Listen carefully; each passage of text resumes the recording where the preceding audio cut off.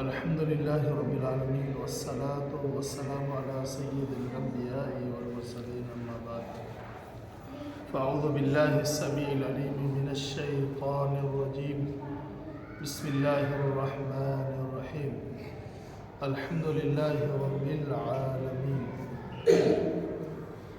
جیسا کہ آپ ساتھی جانتے ہیں ہمارا الحمدللہ سورۃ الفاتحہ کا ترجمہ چل رہا ہے۔ آخری کلاس میں ہم نے سورۃ الفاتحہ کی پہلی آیت مکمل کی تھی۔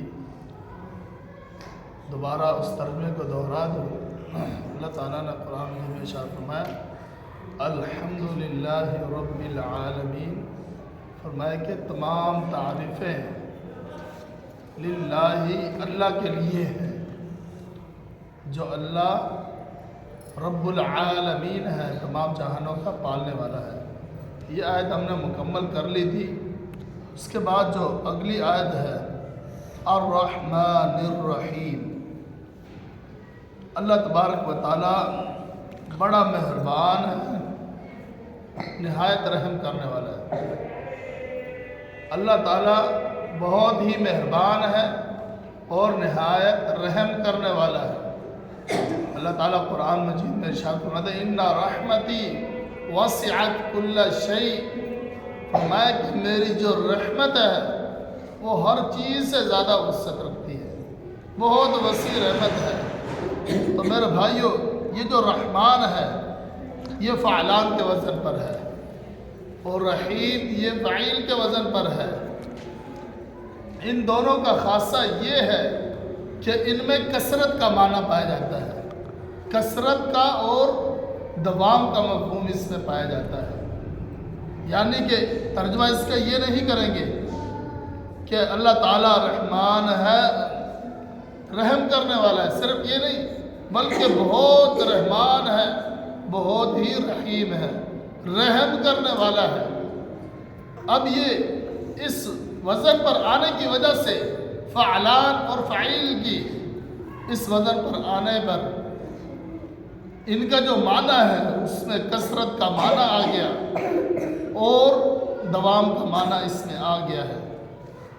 تو اللہ تبارک و تعالی بڑا ہی مہربان ہے اور نہایت رحم والا ہے۔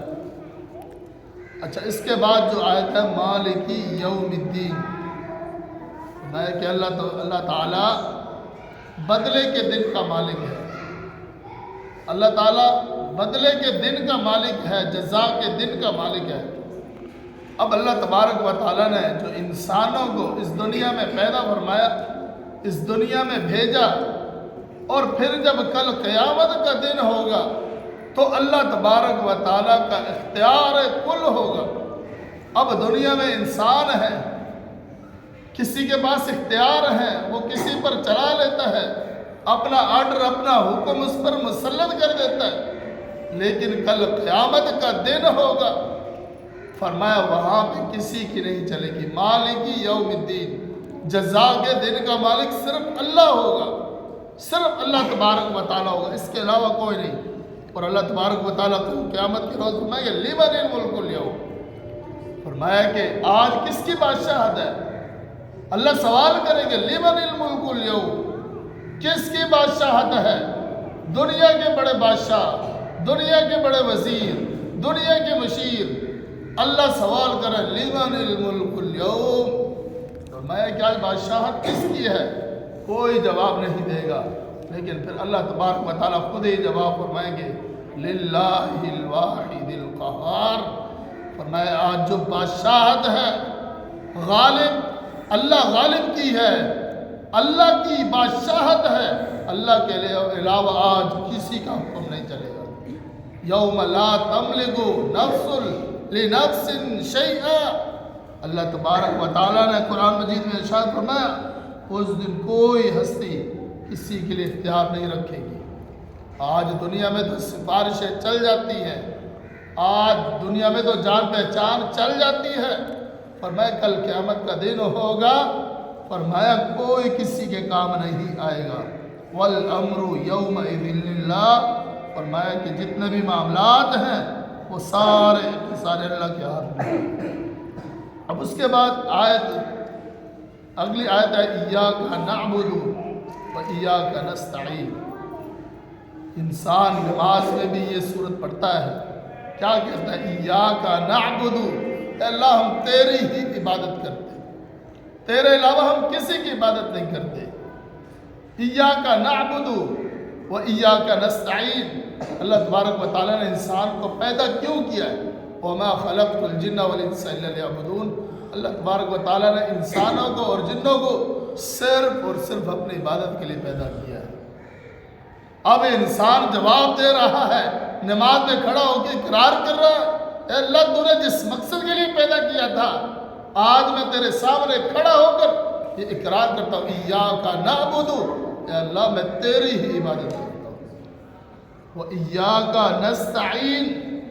اور آگے فرمایا انسان کیا کہتا ہے؟ اللہ میں تجھ ہی سے مدد طلب کرتا ہوں، تجھ ہی سے مانگتا ہوں. پیغمبر علیہ السلام نے ایک صحابی کو، ایک غلام کو، بچے کو فرمایا تھا وَإِذَا سَأَلْتَ فَاسْأَلِ اللَّهِ. فرمائے بچے جب بھی سوال کرو تو اللہ سے سوال کرنا ہے. وَإِذَا اسْتَعَنْتَ فَاسْتَعِنْ بِاللَّهِ. اور فرمایا کہ جب کوئی مدد طلب کرنی ہو تو اللہ سے مدد طلب کرنی ہے. اللہ کے علاوہ کوئی مدد نہیں کر سکتا، اللہ کے علاوہ آپ کے مسئلے کوئی حل نہیں کر سکتا، اللہ کے علاوہ آپ کو کوئی مشکل سے نہیں نکال سکتا. اللہ تبارک و تعالیٰ ہی ہے، وہی ذات ہے، وہی مدد کرتی ہے، وہی مشکل سے نکالتی ہے، وہی انسان کو ہر طریقے سے حفاظت میں رکھتی ہے. تو میرے بھائیو ہم کیا اقرار کرتے ہیں؟ ایاک نعبد و ایاک نستعین، کہ اللہ ہم تیری ہی عبادت کرتے ہیں اور تجھ ہی سے مدد طلب کرتے ہیں. پھر آگے انسان کیا کہتا ہے؟ اہدنا الصراط المستقیم.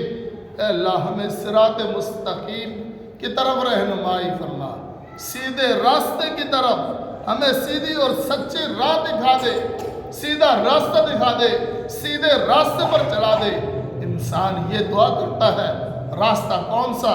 فرمائے صراط الذین انعمت علیہم.